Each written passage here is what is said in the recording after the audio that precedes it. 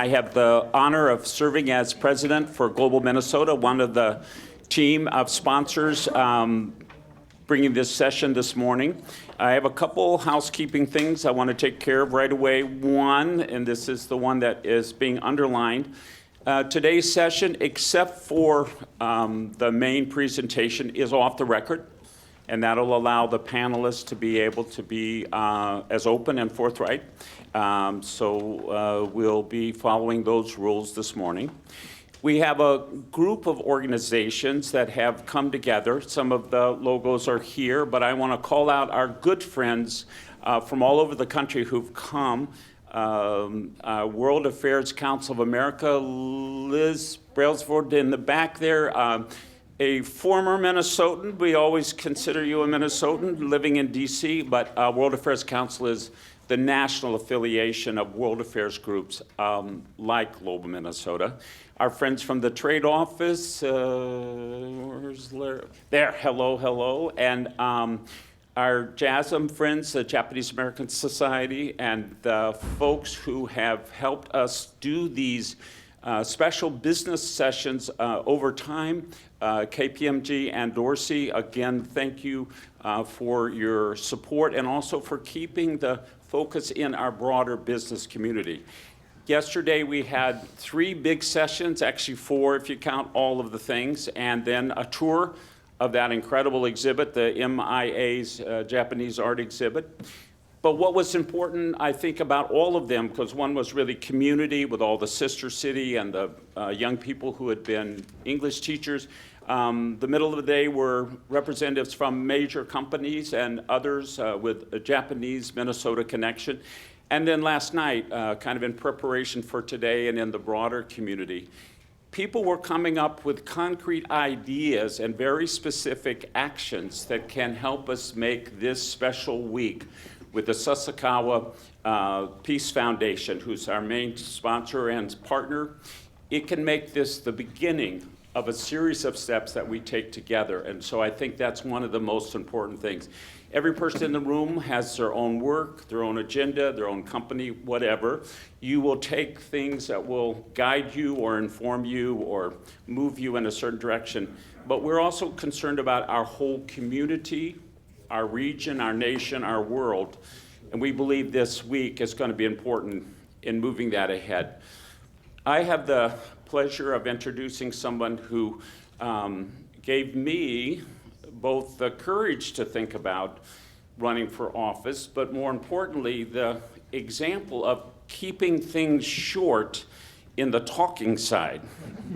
Our Vice President Mondale was a political figure and someone who, those of us here, we always say this doesn't need introduction, but I consider myself a professional bragger about Minnesota and Minnesotans, semi-professional at least.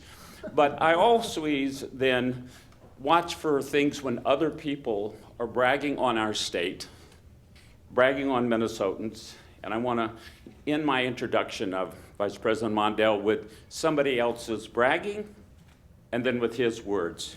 So the sort of top historian, so to speak, of vice presidents in the modern era. I don't know if you ever read Joel Goldstein, but his books about the vice presidency and the transformative nature of that office have been really important.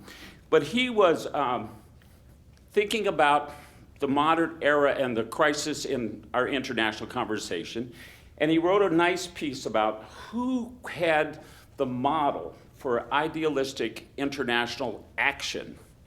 And his conclusion was Walter Mondale, Vice President Mondale, and it was specific to the refugee crisis. Some of you remember we used the word boat people, the crisis in Indochina. And his little piece about it was, I think, remarkable because it seems a little current. Vice President Mondale led the U.S. delegation to the international conference to address the crisis of refugees. He says in the article, he spent his first day trying to get countries to increase the number of refugees they would accept, to stop forcing people to go out over the oceans, to change the conditions. In the course of the conference, he provided a 7-point plan of action. You know, we're Minnesotans, and Vice President Mondale was always a person of action and specifics. But the thing that was the most important to me was the way that he expressed the kind of courage and human values that I think are the summary of what we expect of each other and what we hope for the world. And I just want to share Vice President Mondale's own words. And by the way, this was called one of the most truly eloquent speeches in American history. So Vice President Mondale said, "Some tragedies defy the imagination. Some misery so surpasses the grasp of reason that language itself breaks under the strain. Instead, we gasp, we grasp, we look for metaphors. We seek with the inaudible dialect of the human heart." In closing of his speech at the conference, he said it this way: "Let us not be like the others. Let us renounce the legacy of shame. Let us reach beyond metaphor. Let us honor the moral principles we inherit. Let us do something meaningful, something profound, to stem this misery. We face a world problem. Let us fashion a world solution. History will not forgive us if we fail. History will not forget us if we succeed." Vice President Mondale, we will always remember you. Thank you very much.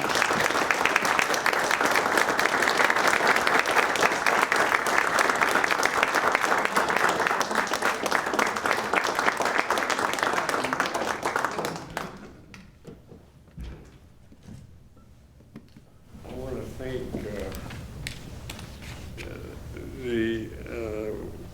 Mark for that kind introduction. He's an old friend. I didn't know he was digging around reading old Mondale speeches. That's a good way to get a good night's sleep, I think. Anyway, so glad to be with all of you this morning. I'm impressed by the turnout. It tells me there are people that are working on this very important question of how we improve our relationships with Asia, how we work with Asian countries to improve the total output we produce together. And I congratulate you for being here, and I thank you for being here. When I was ambassador to Japan, two people kept coming through from Washington, D.C. They made their obligatory stop, say hello to the ambassador.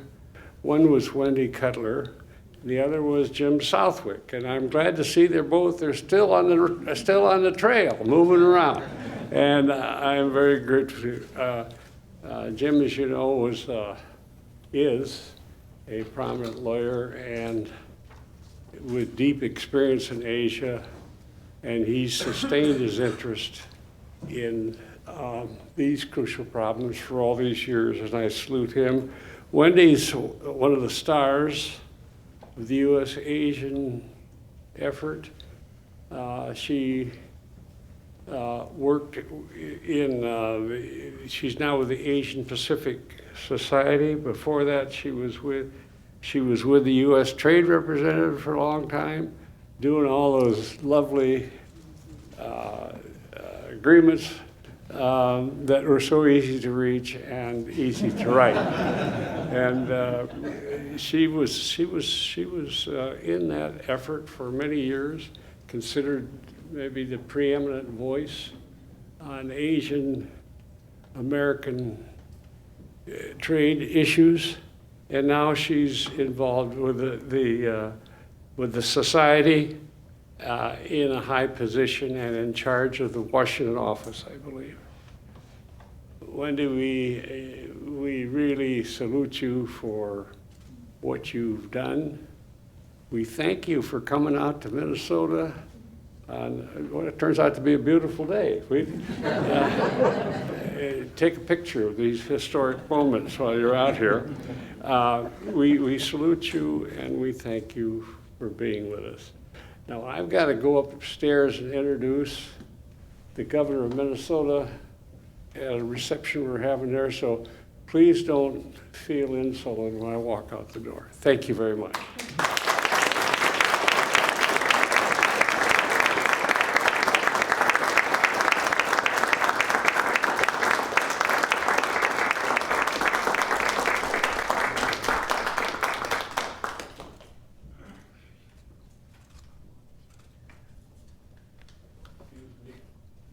Well, thank you very much. It's really my delight to be here, and I'm so honored to be introduced by someone who I've admired my entire career. And if you have 1 minute, I would love to just tell a story on how you've impacted my career, and I'll be quick, I promise.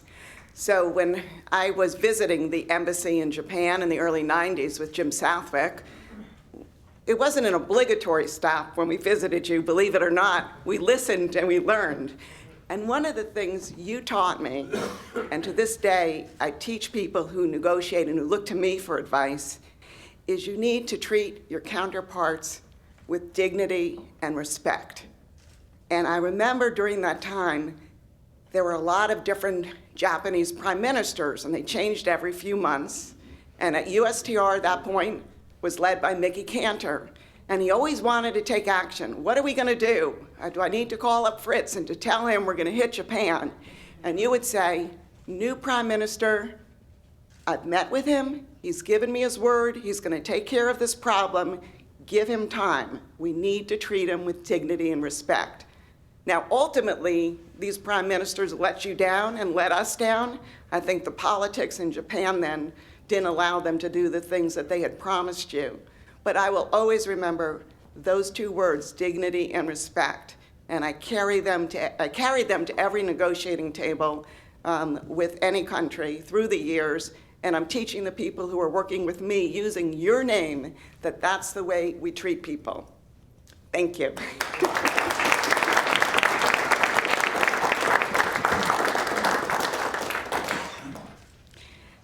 Okay, so with that,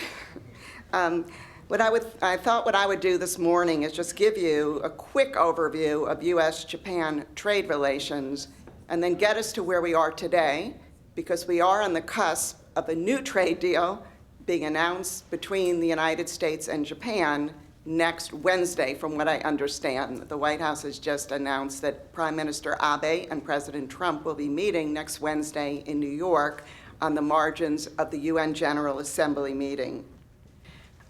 The relations between President Trump and Prime Minister Abe are excellent, and there has been unprecedented communication between the two leaders. And when you think of holding 15 face-to-face meetings and about 30 phone calls over the past few years, that's a lot of contact between two leaders. And we've had a lot of cooperation on many fronts around the world, both in the Asia-Pacific region, but also around the world. And I know that President Trump really values his relationship with Prime Minister Abe, and at times even turns to Prime Minister Abe for advice on how to deal with many of the emerging global and regional problems. But the one issue, the one wild card in this excellent relationship has been trade. And one of the reasons for that is that President Trump has a very deep-seated view about trade. He believes that trade and trade agreements have worked unfairly against the United States. And these views were really established during the days in the 80s and the early 90s when Japan was viewed as the culprit. And so even though the relationship has been excellent, if you look at a number of their press conferences, everything's going well. And then President Trump starts talking about trade, and one could say Prime Minister Abe becomes a little uncomfortable.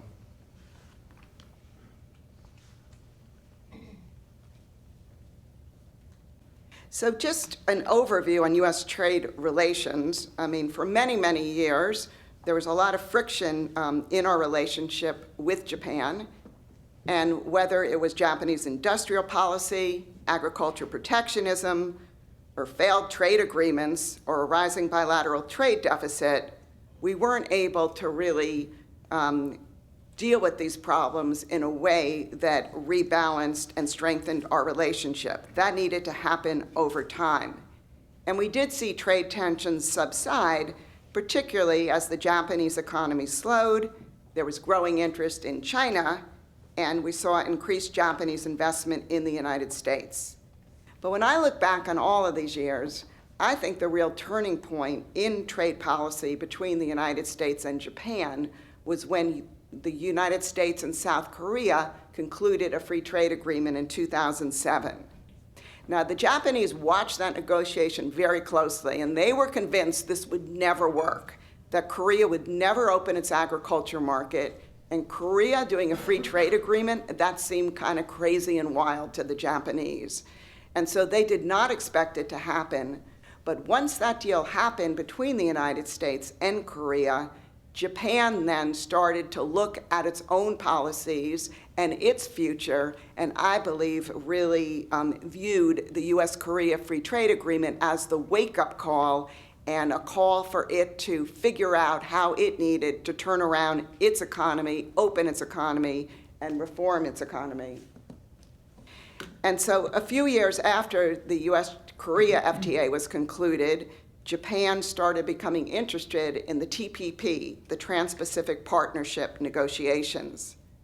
What's interesting on the TPP is that early on in those days, the ruling party, the LDP, was not in power. It was the days of the DPJ, the minority, at that time the majority party, but it was now the minority party.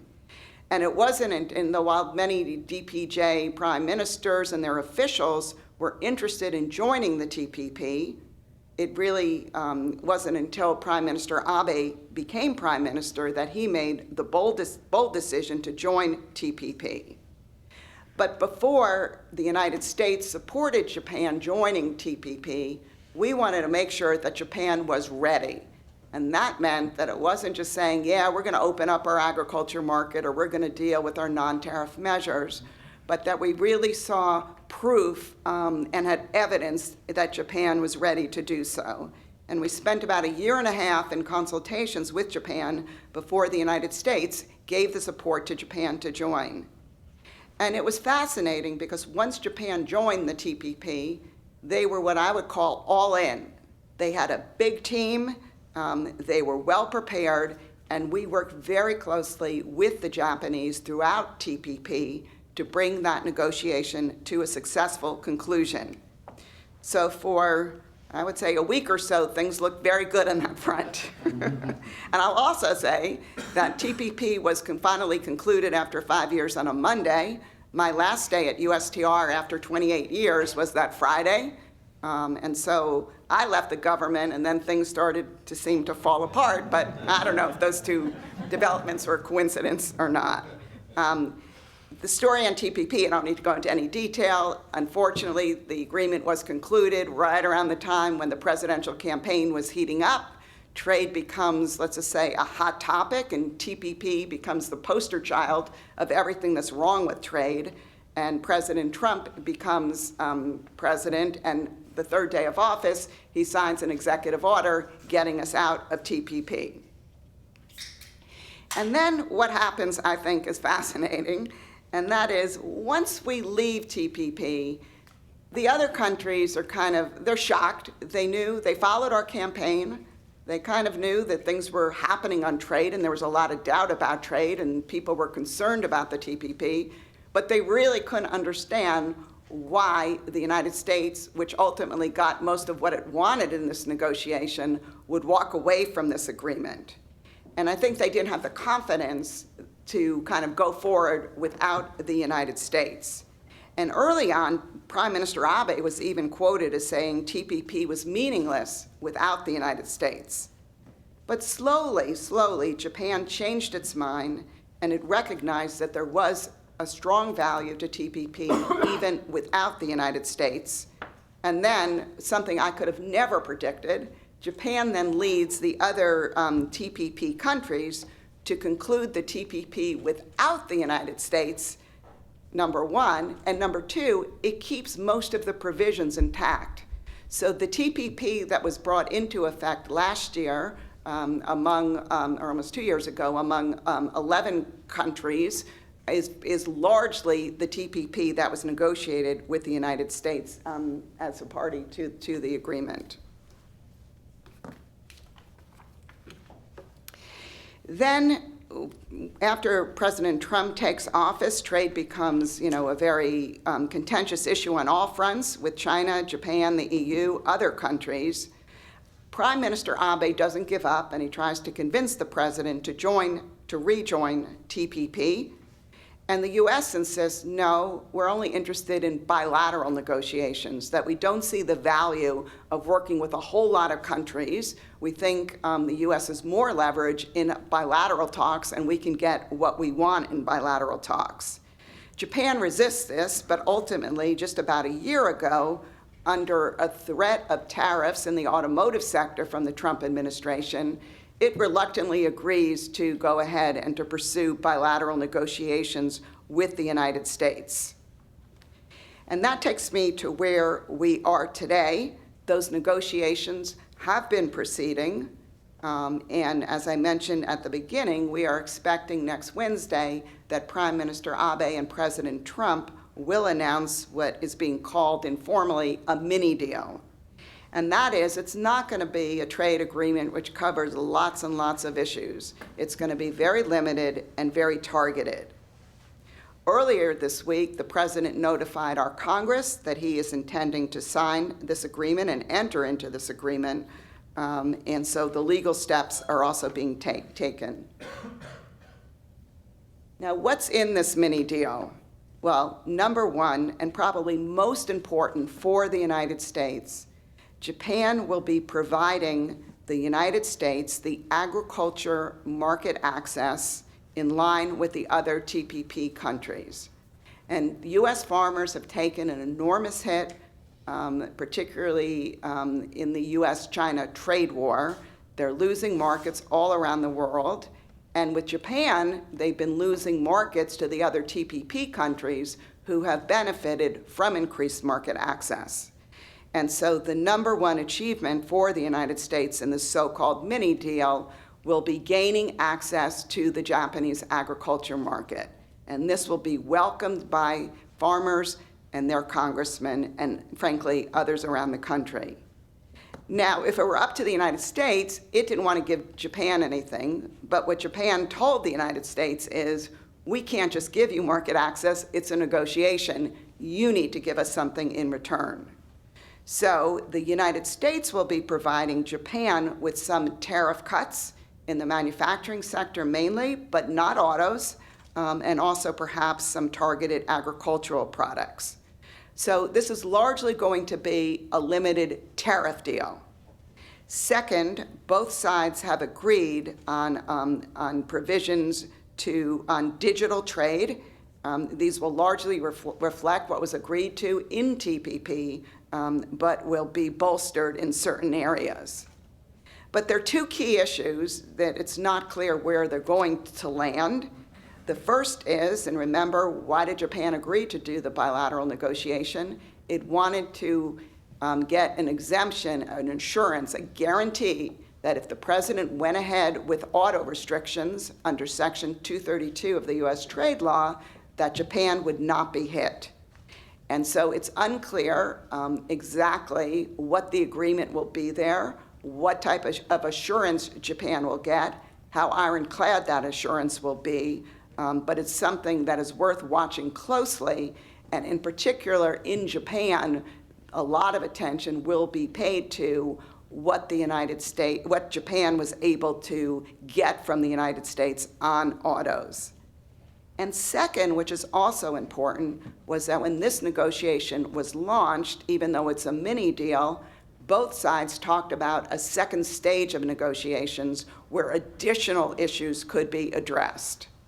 And it looks like there will be agreement that both sides will proceed with another stage of negotiations, but it'll be important to look at which topics will be on the negotiating agenda. Will this be like a comprehensive negotiation covering all the issues, for example, that were covered in TPP? Will it be more limited? What will the timing be for this negotiation? We're going into an election period. Typically, you don't enter into big negotiations with your trading partners, particularly when you're involved in a U.S.-China trade dispute during that time. So we'll have to watch that carefully. Now, why is the second stage of negotiations so important? And here I'll just emphasize 3 points.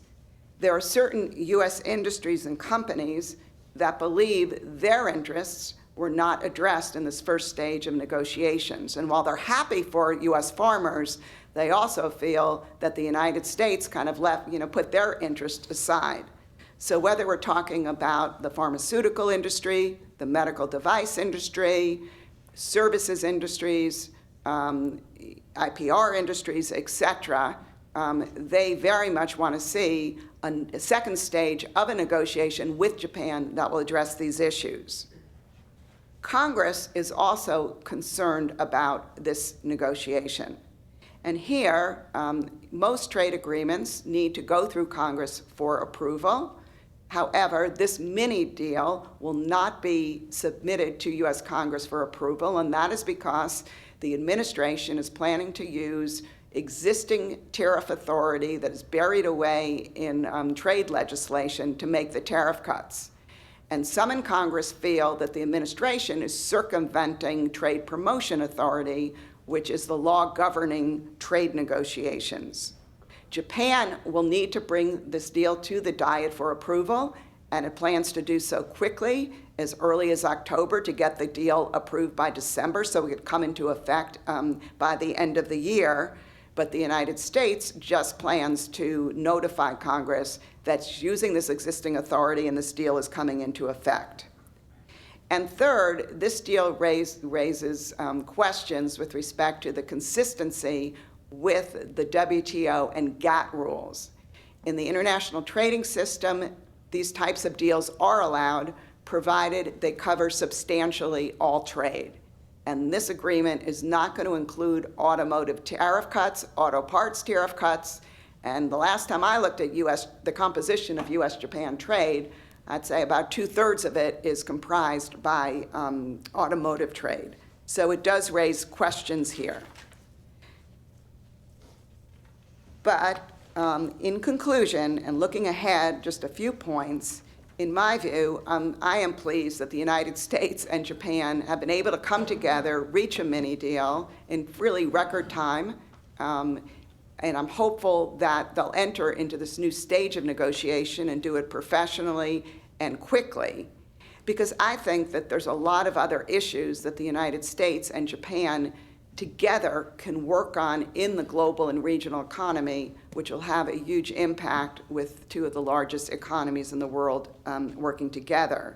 Now, I'm not saying these issues are not being worked on now, they are, but as someone who's been served in many different governments, what happens is when you meet with your foreign counterpart, if you're involved in a trade negotiation, you spend 80% of the meeting covering those issues. So you have about 10 minutes left to really work on all of these other issues. So if we can put kind of the irritants in our trade relationship behind us, I believe that there's a lot of room for the United States and Japan to work together closely on issues like addressing China's state-led economic challenges that it's presenting to the global trading system, really working on new technologies and setting the standards and the new trading rules for AI, for additive manufacturing, for Internet of Things, for driverless vehicles. WTO reform is a key area where the United States and Japan together could really work together and lead the other countries in the WTO. We could do even a better job coordinating our economic initiatives throughout Asia and the world, including in the important area of infrastructure in light of the Belt and Road Initiative that China is pursuing. We can work together to help Japan create a more business-friendly investment climate, and I know this is going to be an issue the panel will discuss further, but I think there's a lot of work that can be done there. And finally, an issue that I personally feel strongly about and I'm working on in my work in the Asia Society Policy Institute is really stepping up our engagement on really empowering women in the workforce. Womenomics has been an important objective and program for the Prime Minister. He's done a lot of things on this front. There's quite a ways to go. The United States, we don't have these issues right either, But I think that working together, we can help promote women in the workforce. So with that, my last slide. Thank you.